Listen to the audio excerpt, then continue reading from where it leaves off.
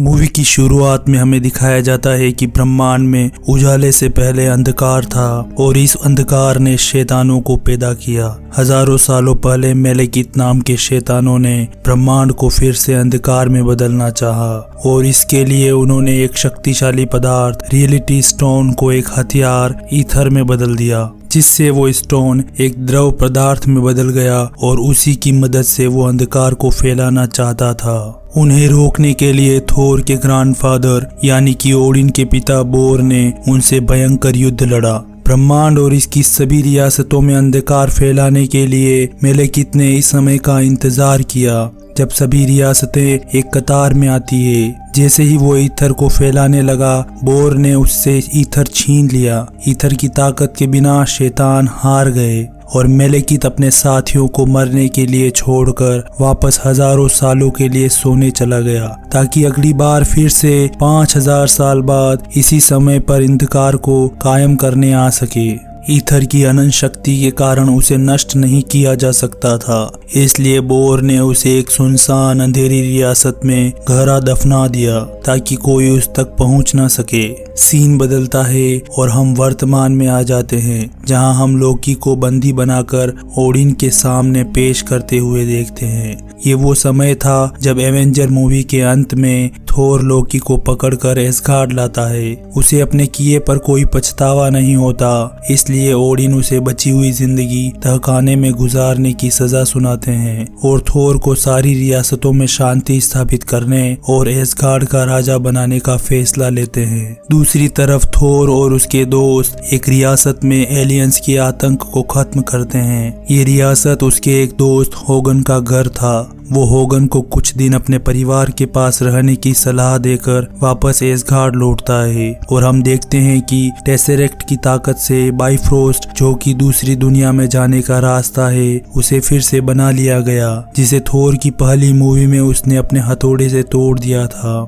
Odin थोर से कहते हैं कि अब तुम्हारा एस्गार्ड की गद्दी संभालने का समय आ गया है, लेकिन अभी भी थोर इसके लिए राजी नहीं था, क्योंकि वो जैन फॉस्टर को याद कर रहा होता है, जिसे हमने थोर की पहली मूवी में देखा था। ये दोनों एक दूसरे को चाहने लगते हैं। अगर आपको थोर की पहली मूवी देखनी है तो डिस्क्रिप्शन में उसका लिंक है। इधर जैन को दिखाया जाता है। उसकी जूनियर डार्सी उसे अपने एक डिवाइस में रीडिंग दिखाती है, जिस रीडिंग के बारे में उनके प्रोफेसर एरिक सेल्विक ने उन्हें बताया था, और एवेंजर मूवी में लोकी के जादू के कारण उनका दिमाग थोड़ा डाइवर्ट हो गया था और वो एक जगह पर कपड़े उतार कर वैज्ञानिक उपकरणों से पर्यटकों को परेशान कर रहे होते हैं। पुलिस उन्हें पकड़कर जांच के लिए ले जाती है। दूसरी तरफ जैन और डार्सी अपने जूनियर के साथ उस अनजान जगह आते हैं जहां से रीडिंग का नेटवर्क आ रहा होता है। यहाँ कुछ बच्चे होते हैं जो उन्हें अजीब चीजें दिखाते हैं, जहाँ कुछ चीजें गायब हो रही होती है। दरअसल यह दूसरी दुनिया में जाने का छुपा हुआ एक पोर्टल होता है। जैन को नेटवर्क की फ्रीक्वेंसी ज्यादा दिखाई देती है और वो उस ओर आगे बढ़ने लगती है। अचानक से वो गायब होकर दूसरी रियासत में उस जगह आ जाती है जहाँ ईथर को दफनाया गया था। वो उसे नजदीक से छू कर देखने लगती है, तभी वो जैन की बॉडी में आ जाता है और जैन बेहोश हो जाती है। अब मेलेकित फिर से जाग जाता है। उसे महसूस होने लगा कि ईथर आजाद हो गया है और 5000 साल बाद वह समय भी नजदीक आ गया है जब सारी रियासतें एक कतार में होगी। इधर थोर हेमडोल के पास आता है और हेमडोल उसे बताता है कि सभी रियासतें एक रेखा में आने का समय नजदीक आ चुका है और बहुत कम लोग ही इस बारे में जानते हैं और इसे देख सकते हैं। वो थोर को जैन के बारे में बताता है कि वो पृथ्वी पर अभी कुछ समय से दिखाई नहीं दे रही है। थोर उसे खोजने पृथ्वी पर आता है, तब तक वो वापस धरती पर आ जाती है।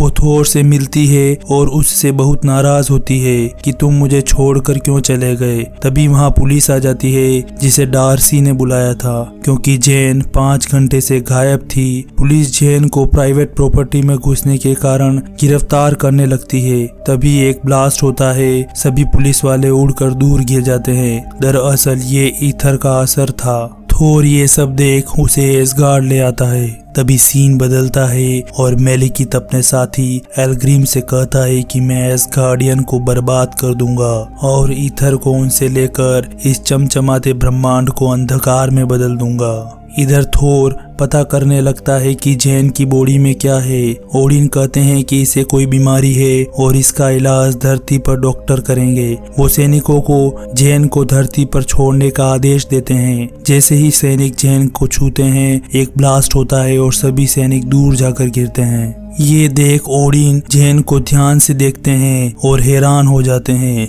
वो बताते हैं कि इसके शरीर में ईथर है जो कि एक बहुत शक्तिशाली तरल पदार्थ है और हजारों सालों पहले ये शैतानों का अस्त्र था जिससे वो ब्रह्मांड में अंधेरे को कायम करना चाहते थे। लेकिन हमारे पिता बोर ने शैतानों को मारकर उनसे ईथर छीन लिया और दफना दिया, परंतु अब ये इसके शरीर में है। दूसरी तरफ मेलिकित अपने साथी एल्ग्रिम की बॉडी में एक ताकतवर पदार्थ डालकर उसे एसगार्ड भेज देता है।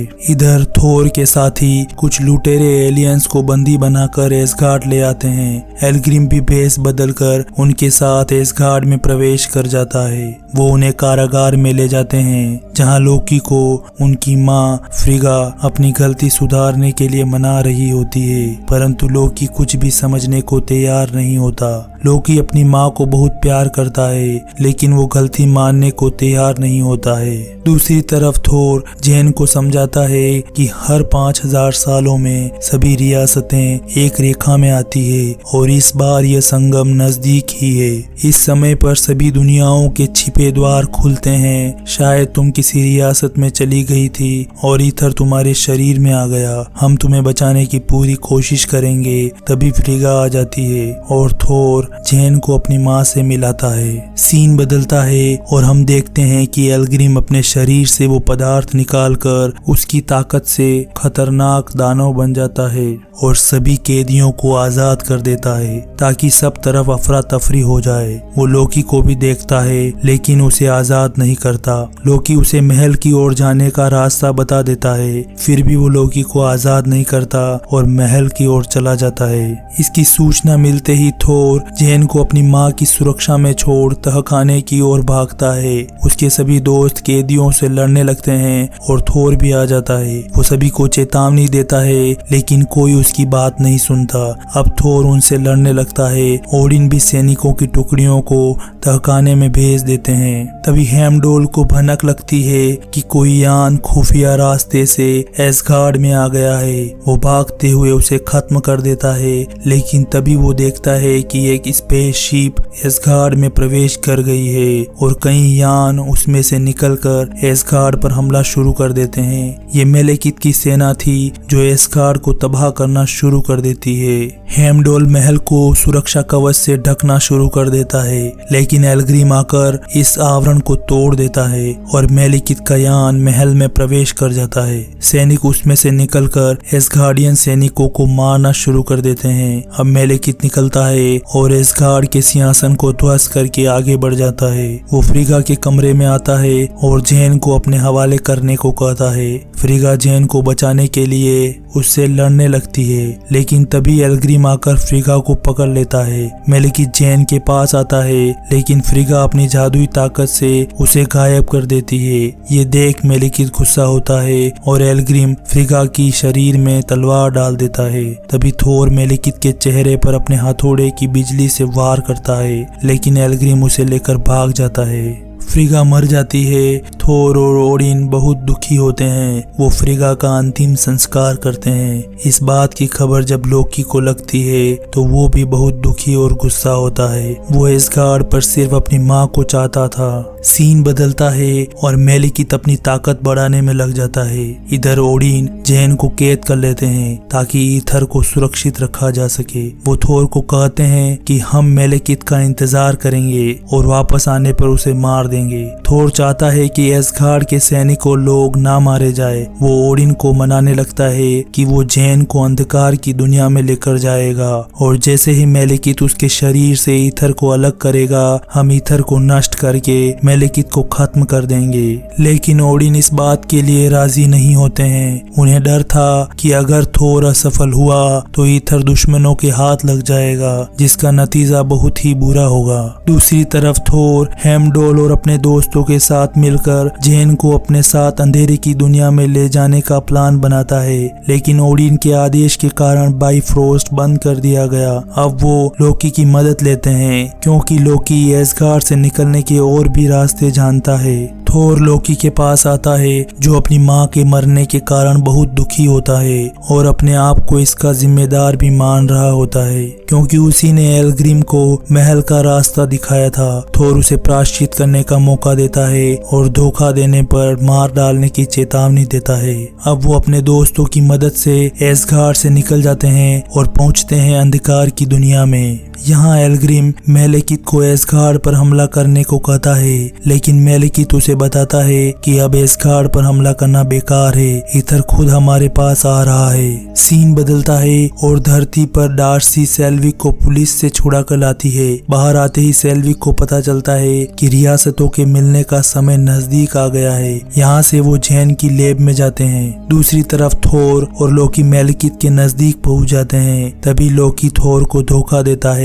थोर अपने हथौड़े को लेने लगता है, लेकिन लोकी अपने चाकू से उसका हाथ काट देता है और जेन को मेलेकित को सौंप देता है और उसे बताता है कि हम लोकी हैं, यूटनहाइन रियासत से, हम एसगार्ड की बर्बादी देखना चाहते हैं। एल्ग्रिम मेलेकित को बताता है कि ये एसगार्ड का दुश्मन है, मैंने इसे वहाँ के कैद खाने में देखा था। अब मेलेकित जेन के शरीर से ईथर को बाहर निकालता है जिसे थोर देख रहा होता है। जैसे ही ईथर पूरी तरह से बाहर आता है, लोकी अपने जादू से थोर का हाथ वापस ले आता है और थोर अपने हथौड़े से ईथर पर वार करता है और एक जोरदार ब्लास्ट होता है और ईथर बिखर जाता है। दरअसल ये थोर और लोकी की चाल थी ताकि मेलेकित को चकमा दिया जा सके। उन्हें लगता है कि ईथर नष्ट हो गया, लेकिन वो फिर से जुड़ जाता है और मेलेकित उसे अपने शरीर में समा लेता है। अब वो ब्रह्मांड को नष्ट करने निकल जाता है। थोर उसके सैनिकों से लड़ने लगता है। एल्ग्रिम अपने एक अनोखे बॉम्ब को लोकी और जेन पर फेंकता है। लोकी जेन को बचा लेता है, लेकिन वो बॉम्ब से मरने वाला होता है। तभी थोर उसे बचा लेता है। अब वो मेलेकित को रोकने के लिए आगे बढ़ता है, लेकिन एल्ग्रिम उस पर हमला शुरू कर देता है और मेलेकित अपनी स्पेसशिप लेकर निकल जाता है। थोर और एल्ग्रिम में भयंकर फाइट होती है। एल्ग्रिम थोर पर भारी पड़ रहा होता है। तभी लोकी एल्ग्रिम के शरीर में पीछे से वार कर तलवार डाल देता है, लेकिन एल्ग्रिम उसी तलवार को लोकी में डाल देता है, जिससे लोकी जख्मी हो जाता है। परंतु लोकी उसकी पीठ पर लगे बॉम्ब की चैन खींच लेता है, जिससे एल्ग्रिम खत्म हो जाता है। अब लोकी भी मर जाता है।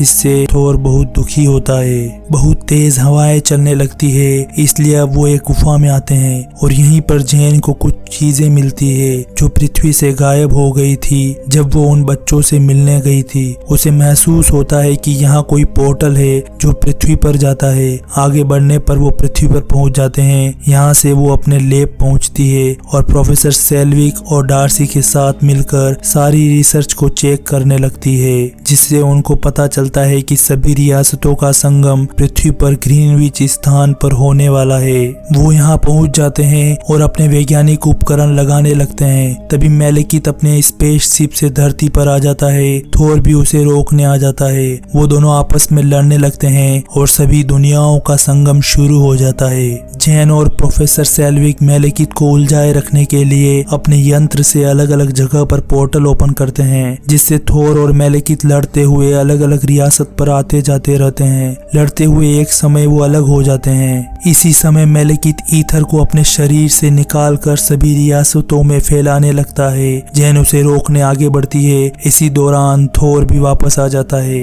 वो प्रोफेसर सेल्विक का यंत्र लेकर मेलेकित को रोकने आगे बढ़ जाता है और उन यंत्रों को मेलेकित पर फेंकता है। वो उसे पकड़ लेता है। तभी जेन अपने यंत्र से पोर्टल ओपन कर देती है, जिससे मेलेकित के हाथ अलग होकर दूसरी रियासत में यानी दूसरे ग्रह पर चले जाते हैं। और अब थोर अपने हथौड़े से उस पर वार करके एक यंत्र को उसकी छाती में में घोंप देता है और जैन उसे अंधेरी की दुनिया में पहुंचा देती है और अब ईथर से होने वाली तबाही रुक जाती है। थोर भी बेहोश हो जाता है, उस पर स्पेसशिप गिरने लगती है। जैन उसे खींच कर दूर ले जाने लगती है, लेकिन वो उसे खींच नहीं पाती तो वो उसके ऊपर ही सो जाती है। वो मरने ही वाले होते हैं, तभी वो देखती है कि वो बच गए हैं, क्योंकि स्पेसशिप अंधेरी की दुनिया में चली जाती है और मेलेकित के ऊपर गिरकर उसे मार देती है। दरअसल प्रोफेसर सेल्विक पोर्टल ओपन कर देते हैं, जिससे वो शिप दूसरी दुनिया में जाकर गिरती है और थोर जैन दोनों बच जाते हैं। अब थोर एसगार्ड आकर अपने पिता से बगावत के लिए माफी मांगता है। ओडिन उसे गद्दी संभालने को कहते हैं, लेकिन वो राजा नहीं बनना चाहता। वो अपनी लाइफ जैन के साथ बिताना चाहता है, इसलिए वो अपने पिता से आज्ञा लेकर चला जाता है। तभी हम कहानी में एक ट्विस्ट देखते हैं। दरअसल वो ओडिन नहीं बल्कि लोकी था, जो ओडिन का रूप लिए हुए था। मिड क्रेडिट सीन में थोर के दोस्त टेनेलियर टिवान के पास आते हैं, जिसका एक दूसरा नाम कलेक्टर है, क्योंकि वो नायाब चीजों को अपने पास कलेक्ट करता है। वो कलेक्टर को ईथर यानी कि रियलिटी स्टोन को संभाल कर रखने के लिए देते हैं। कलेक्टर कहता है कि आप इसे एसगार्ड पर अपने पास सुरक्षित क्यों नहीं रखते।